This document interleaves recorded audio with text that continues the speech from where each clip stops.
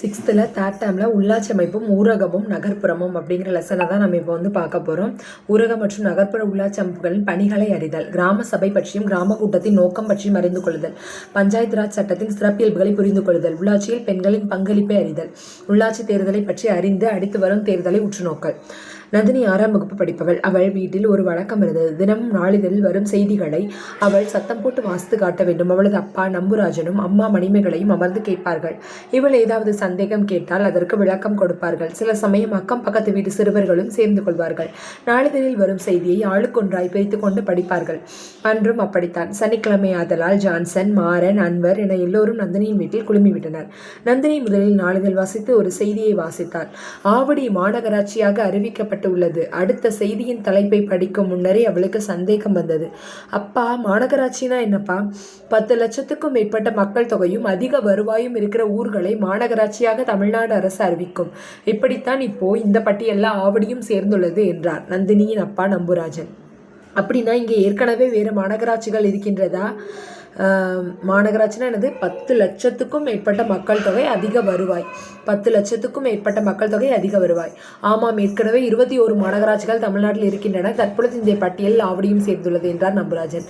Chennai, Madurai, Kovai, Trichy, Salem, Tirunelveli, Erode, Thoothukudi, Tiruppur, Vellore, Dindigul, Thanjavur, Nagercoil, Hosur, Avadi, Kanchipuram, Karur, Cuddalore, Sivakasi, Tambaram, Kumbakonam. So 21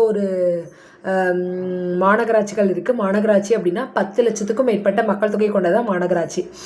Chennai, Madurai, Kovai, Trichy, Salem, Tirunelveli, Erode, Thoothukudi, Tiruppur, Vellore, Dindigul, Thanjavur, Nagercoil, Hosur, Avadi, Kanchipuram, Karur, Cuddalore, Sivakasi, Tambaram, Kumbakonam.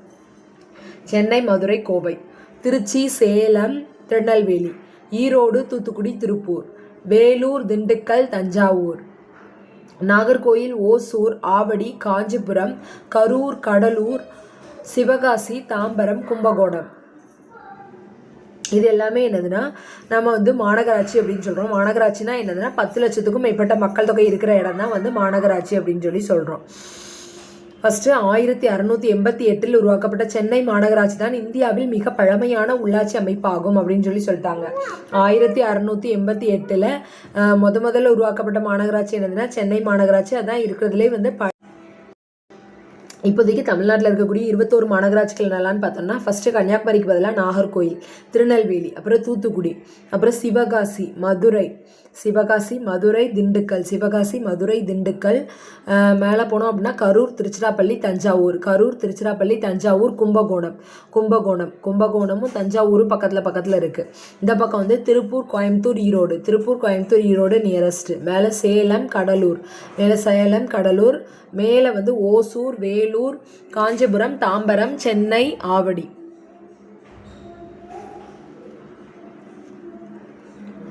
So Chennai, Madurai, Kovai, Trichy, Salem, Tirunelveli, Erode, Thoothukudi, Tiruppur, Vellore, Dindigul, Thanjavur, Nagercoil, Hosur, Avadi, Kanchipuram, Karur, Cuddalore, Sivakasi, இப்போ தாம்பரம், கும்பகோணம்.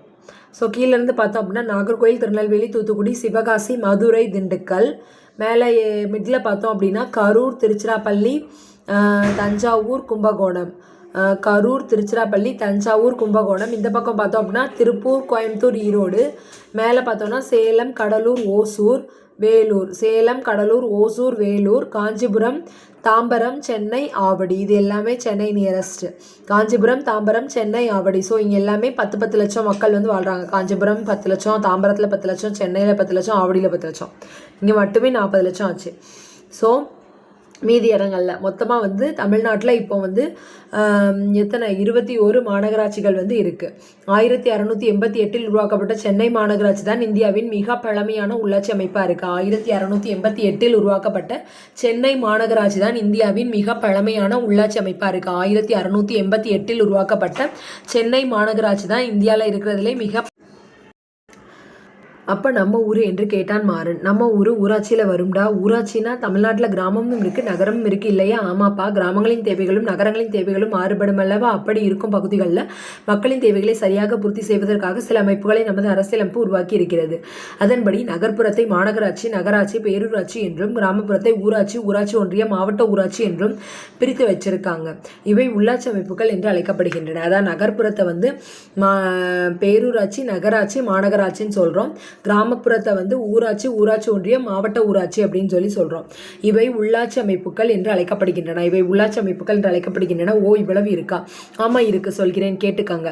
மாநகராட்சி பற்றி சொன்னேன் இல்லையா? ஆமாப்பா, தமிழ்நாட்டில் மாநகராட்சிக்கு அடுத்த நிலையில் 1,00,000க்கும் அதிகமான மக்கள் தொகையுடன் வருவாய் அதிகம் இருக்கும் ஊர்களை நகராட்சி என்று பிரித்துள்ளனர்.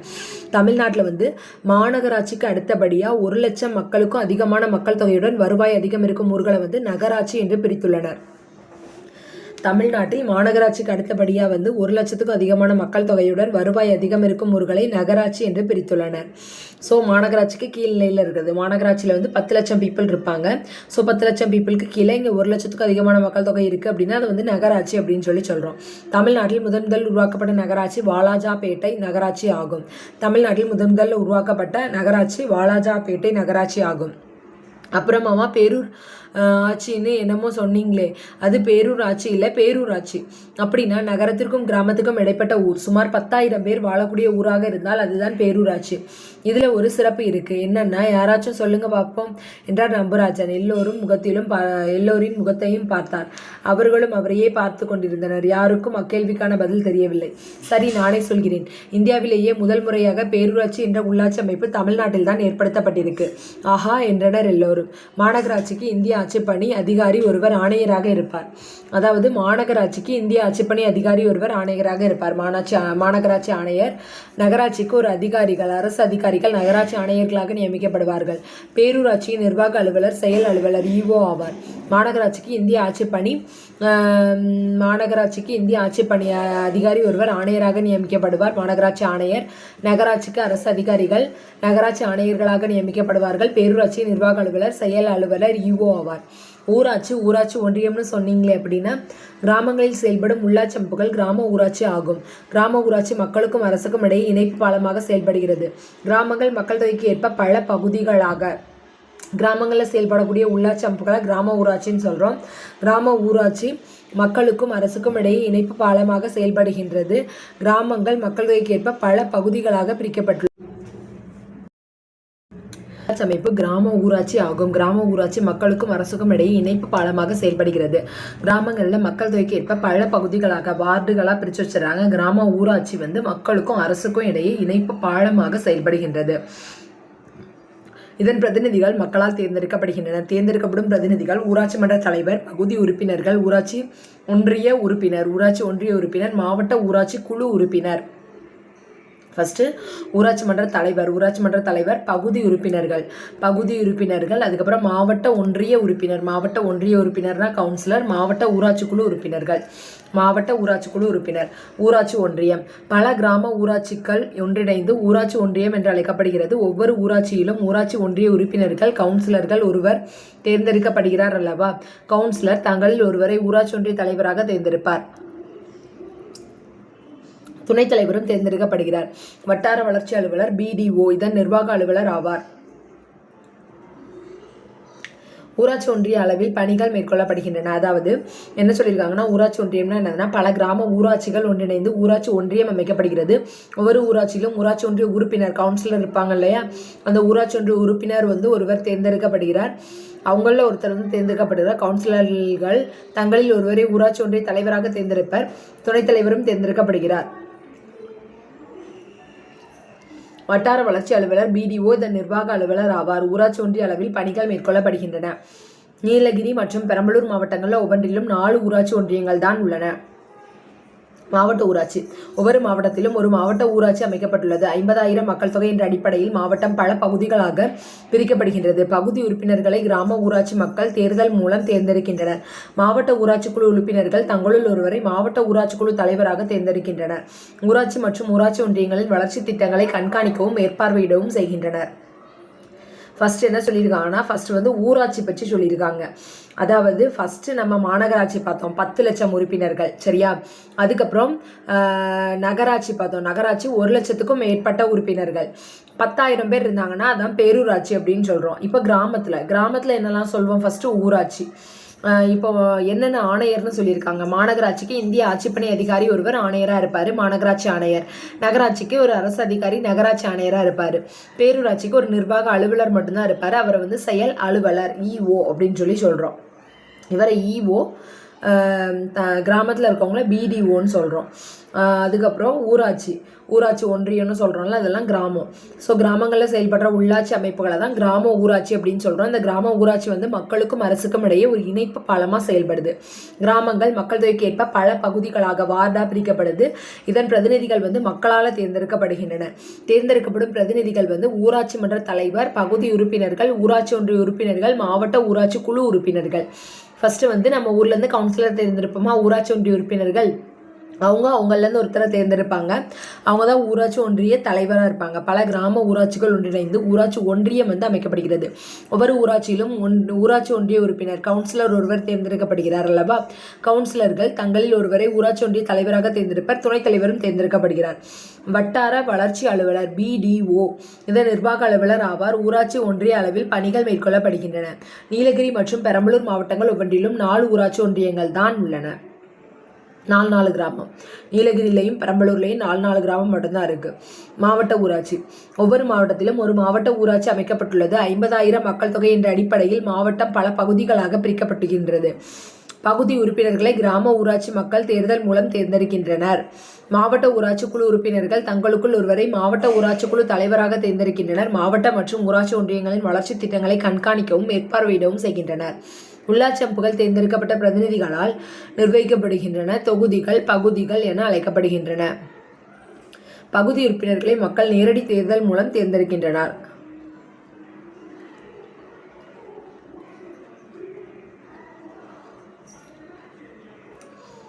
அவ்வாறே மாநகராட்சி தலைவரும், அவங்கள தான் மேயர்னு சொல்கிறோம், நகராட்சி தலைவரும் நேரடி தேர்தல் மூலம் மக்களால் தேர்வு செய்யப்படுகின்றனர். மாநகராட்சி துணைத் தலைவரும் நகராட்சி துணைத் தலைவரும் அந்த பகுதி உறுப்பினர்களால் தேர்வு செய்யப்படுவார்கள்.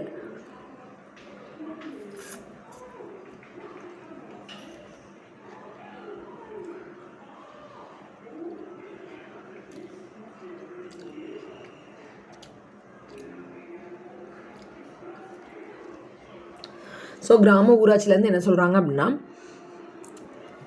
ஃபர்ஸ்ட் நகரத்தில் வந்து மாநகராட்சின்னு சொல்கிறோம், 10 லட்சம் ப்ளஸ் பீப்புள். அதை ஆட்சி செய்கிறவங்க வந்து இந்திய ஆட்சிப்பணி அதிகாரி ஒருவர், மாநகராட்சி ஆணையர். அதுக்கப்புறம் நகராட்சின்னு சொல்கிறோம், 1 லட்சம் ப்ளஸ் பீப்புள். ஸோ அங்கே இருக்கிறவங்கள வந்து நகராட்சி ஆணையர்னு சொல்கிறோம், ஒரு கவர்மெண்ட் ஆஃபீஸர். அதுக்கப்புறம் பேரூராட்சி வந்து 10,000 ப்ளஸ் இருக்க பீப்புள் வந்து இருப்பாங்க. இவங்க வந்து செயல் அலுவலர் அப்படிங்கிற நிர்வாக அலுவலராக நியமிக்கப்படுகிறாங்க. பேரூராட்சி வந்து நிர்வாக அலுவலர், பேரூராட்சி நிர்வாக அலுவலர், செயல் அலுவலர் இஓன்னு சொல்கிறோம். அதுக்கப்புறம் கிராமங்களில் கிராமப்புற ஊராட்சி வந்து அரசுக்கும் மக்களுக்கும் இடையே இணைப்பு பாலமாக இருக்குது. மக்களுக்கு ஏற்ற மாதிரி நிறைய பகுதியாக பிரிக்கப்படுது. அங்கே எல்லாத்துலேயுமே கவுன்சிலர் தேர்ந்தெடுக்கப்படுறாங்க, அதோட பிரதிநிதிகள். ஸோ ஊராட்சி ஒன்றிய உறுப்பினர் அப்படின்னு சொல்கிறோம். அவங்கள தேர்ந்தெடுக்கப்பட்ட பிரதிநிதிகள், ஊராட்சி மன்ற தலைவர், பகுதி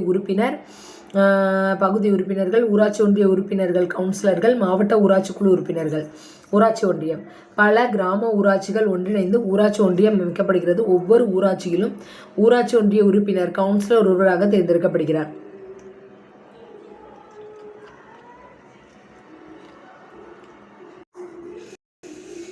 ஊராட்சி எல்லாம் ஒன்றிணைந்து ஊராட்சி ஒன்றியம் அமைக்கப்படும். ஊராட்சி ஒன்றியத்தில் கவுன்சிலர்கள் எல்லாரும் சேர்ந்து ஒருத்தரை வந்து தலைவராக தேர்ந்தெடுப்பாங்க. அவர் தான் ஊராட்சி ஒன்றிய தலைவர், துணைத் தலைவரும் தேர்ந்தெடுக்கப்படுவாங்க. இவங்களை வந்து நிர்வகிக்கிறவங்க வந்து வட்டார வளர்ச்சி அலுவலர், நிர்வாக அலுவலர்னு சொல்கிறோம், பிடிஓன்னு சொல்கிறோம்.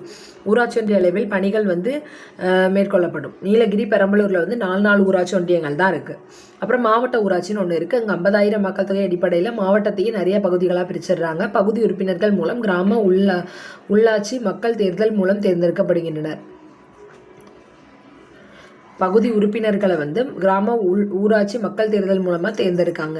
மாவட்ட ஊராட்சி குழு உறுப்பினர்கள் தங்களுக்குள் ஒருவரை மாவட்ட ஊராட்சி குழு தலைவராக தேர்ந்தெடுக்கின்றனர். ஊராட்சி மற்றும் ஊராட்சி ஒன்றியங்களின் வளர்ச்சி திட்டங்களை கண்காணிக்கவும் மேற்பார்வையிடவும் செய்கின்றனர். ஊராட்சி மற்றும் ஊராட்சி ஒன்றியங்களோட வளர்ச்சி திட்டங்களை கண்காணிக்கவும் மேற்பார்வையிடவும் செய்கின்றனர். உள்ளாட்சி அமைப்புகள் தேர்ந்தெடுக்கப்பட்ட மக்கள் பிரதிநிதிகளாக நிர்வகிக்கப்படுகின்றன. தொகுதிகள், பகுதிகள் அப்படின்னு அழைக்கப்படுது உள்ளாட்சி அமைப்புகள். பகுதி உறுப்பினர்களை மக்கள் நேரடி தேர்தல் மூலமாக தேர்ந்தெடுக்கின்றனர். அதான் வார்டு உறுப்பினர்கள். சரியா? அவ்வாறே மாநகராட்சி தலைவரும் மேயர், நகராட்சி தலைவரும் நேரடி தேர்தல் மூலமாக தேர்வு செய்யப்படுகின்றனர். மாநகராட்சி துணைத் தலைவர், நகராட்சி துணைத் தலைவரும் அந்தந்த பகுதி உறுப்பினர்களால் தேர்வு செய்யப்படுகின்றனர் என்று நீண்ட உரையினை முடித்தார் நம்புராஜன். உள்ளாட்சி அமைப்புகளால் என்னென்ன நன்மை இருக்க போகுது மாமா? நிறைய நன்மைகள் இருக்கே. பொதுமக்களுக்கு தேவையான பணிகளை அவசிய பணிகள், விருப்ப பணிகள்னு பிரிச்சுக்கலாம். இவை உள்ளாட்சி அமைப்புகளால் வழங்கப்படுகின்றன. கிராம ஊராட்சியின் பணிகள். கிராம ஊராட்சியின் பணிகள்னு பார்த்தோன்னா அத்தியாவசிய பணிகள். குடிநீர் வழங்குதல். கிராமத்துக்குள்ள கிராம ஊராட்சி தான் ஒர்க் பண்ணும் இல்லையா? ஸோ குடிநீர் கொடுக்கணும். அதான் ஃபர்ஸ்ட். தெருவிளக்குகளை அமைத்தல், தெருக்களை தூய்மைப்படுத்தல், கழிவுநீர் கால்வாய் அமைத்தல், ஊர் சாலைகள் அமைத்தல், மத்திய மாநில அரசு நலத்திட்டங்களை செயல்படுத்துதல். விருப்ப பணிகள். பூங்கா அமைத்தல், நூலகம் அமைத்தல், விளையாட்டு மைதானம் அமைத்தல், இன்னும் பிற. மாநகராட்சியின் பணிகள். குடிநீர் வசதி, தெருவிளக்கு அமைத்தல், தூய்மை பணி, மருத்துவ சேவை, சாலை அமைத்தல், மேம்பாலங்கள் அமைத்தல், குழந்தைகளுக்கான சந்தைகளுக்கான இடவசதி, கழிவுநீர் கால்வாய், திடக்கழிவு மேலாண்மை. மாநகராட்சி பள்ளிகள், பூங்காக்கள், விளையாட்டு மைதானங்கள், இறப்பு, பிறப்பு, இன்னும் பிற. இந்த வேலைகளை எல்லாம் யார் செய்வாங்க? மன்ற கூட்டங்கள் நிறைவேற்றப்படும் தீர்மானங்களின்படி ஆணையாளர் அல்லது அதிகாரி அந்த பணிகளை தனக்கு கீழ் உள்ள அலுவலர் மற்றும் ஊழியர்களை கொண்டு செயல்படுத்துகிறார். இப்படி அப்பணிகள் சிறப்பாக நடைபெற பல அடுக்குகளிலும் பணியாற்ற ஊழியர்கள் உண்டு. இந்த பணிகளை செய்ய நிதி அரசாங்கம் கொடுத்துருமாப்பா? நேரடியாக அரசும் அளிக்கும். அந்தந்த உள்ளாட்சி அமைப்புகளும் வரிகளாக வசூல் செய்து கொள்வார்கள். கிராம ஊராட்சியின் வருவாய். வீட்டு வரி, தொழில் வரி, கடைகள் மீதான வரி, குடிநீர் இணைப்பு கட்டணம், நிலவரியிலிருந்து குறிப்பிட்ட பங்கு, சொத்துரிமை மாற்றம் குறிப்பிட்ட பங்கு, மத்திய மாநில அரசுகள் நிதி ஒதுக்கீடு, இன்னும் பிற. மாநகராட்சியின் வருவாய். வீட்டு வரி, குடிநீர் வரி, கடைகள் மீதான வரி, தொழில் வரி, பொழுதுபோக்கு வரி, வாகன கட்டணம், மத்திய மாநில அரசுகள் நிதி ஒதுக்கீடு, இன்னும் பிற. ஸோ வீட்டு வரி, குடிநீர் வரி, கடைகள் மீதான வரி, தொழில் வரி, பொழுதுபோக்கு வரி, வாகன கட்டணம், மத்திய மாநில அரசுகள் நிதி ஒதுக்கீடு, இன்னும் பிற. வீட்டு வரி, குடிநீர் வரி, கடைகள் மீதான வரி, தொழில் வரி, பொழுதுபோக்கு வரி, வாகன கட்டணம், மத்திய மாநில அரசுகளின் நிதி ஒதுக்கீடு, இன்னும் பிற.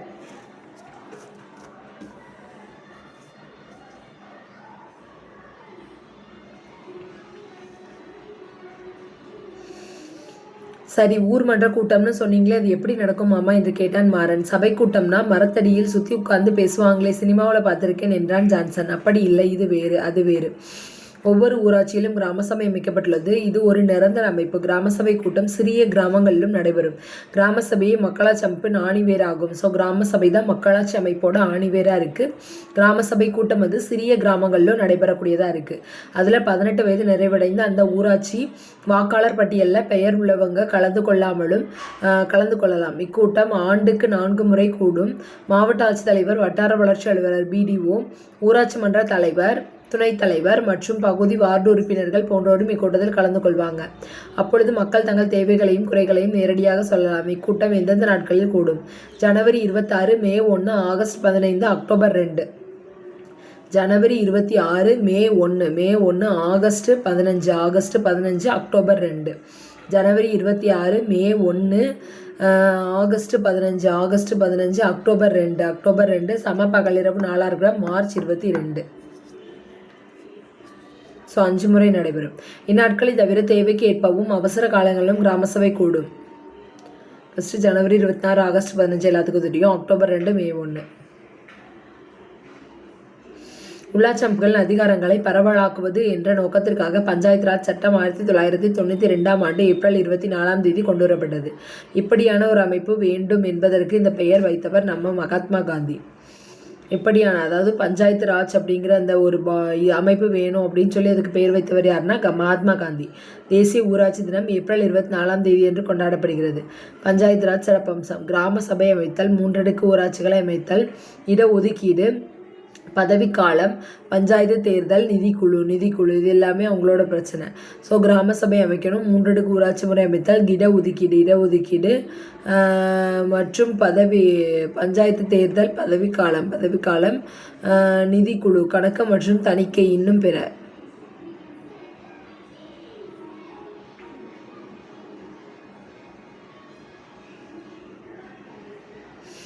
ரொம்ப நன்றி மாமா, நாங்கள் நிறைய செய்திகளை இன்று தெரிந்து கொண்டோம் என்றனர் பிள்ளைகள் கூட்டாக.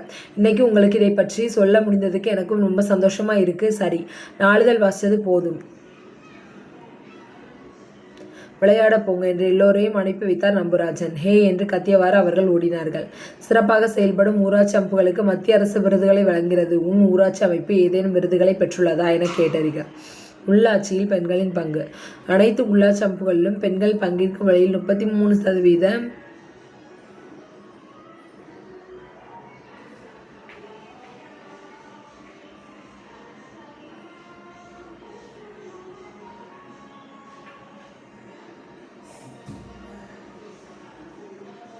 அனைத்து உள்ளாட்சி அமைப்புகளிலும் பெண்கள் பங்கேற்கும் வகையில் 33% இடஒதுக்கீடு வழங்கப்பட்டுள்ளது. 2011 நடைபெற்ற உள்ளாட்சி தேர்தலில் பெண்கள் 38% இடங்களில் வெற்றி பெற்றனர் என்பது சிறப்பு.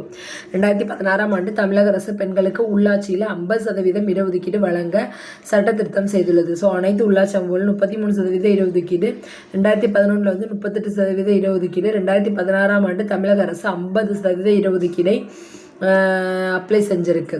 தங்கள் பகுதியில் உள்ள உள்ளாட்சி உறுப்பினர்களை பற்றி தெரிந்து கொள்ளவும்.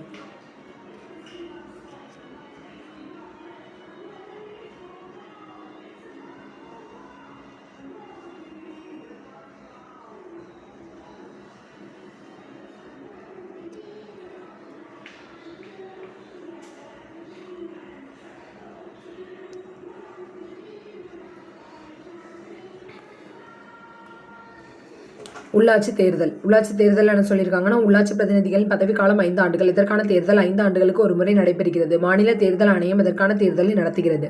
ஒவ்வொரு மாநிலத்திலும் ஒரு மாநில தேர்தல் ஆணையம் உள்ளது. தமிழ்நாடு மாநில தேர்தல் ஆணையம் சென்னை, கோயம்பேட்டில் உள்ளது. பேரிடர் காலங்கள் மற்றும் நோய் தொற்று காலங்களில் உள்ளாட்சி அமைப்புகள் மேற்கொள்ளும் பணிகள். பேரூராட்சி, நகராட்சி, மாநகராட்சி ஆகிய நகர்ப்புற உள்ளாட்சி அமைப்புகள் ஆகும்.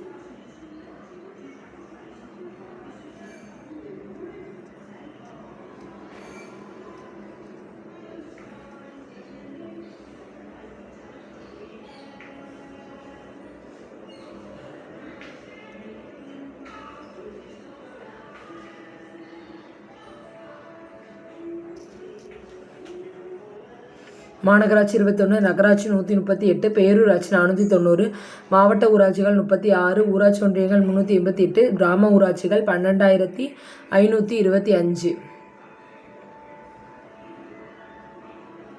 அவ்வளோதான்.